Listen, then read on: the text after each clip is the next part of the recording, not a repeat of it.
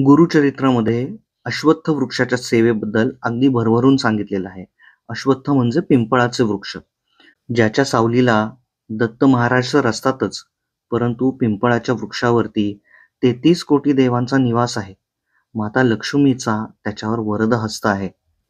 त्यामुळे पिंपळाला आपण पाणी घातल्याने बऱ्याचशा व्याधी नष्ट होऊ शकतात आणि आपल्याला 33 कोटी देवांच्या सेवेचे पुण्य लाभू शकते.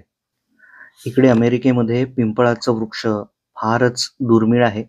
परंतु घरापासून जवळ-जवळ 30 मैल अंतरावरती एक मंदिर आहे इकडे मॅन्टिका सिटीमध्ये.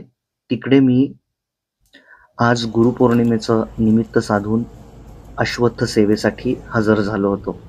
पिंपळाची सेवा करून बृहस्पतीचं सुद्धा दर्शन घेतलं. नवग्रहाचं सुंदर इथे मंचक आहे. आज पिंपळाची प्रदक्षिणा घालता घालता सर्व माझ्या गुरूंसाठी सुद्धा उत्तम आरोग्याची कामना केली. गुरूंना देवांच्याही वरचढ स्थान बहाल केलं गेलेलं आहे.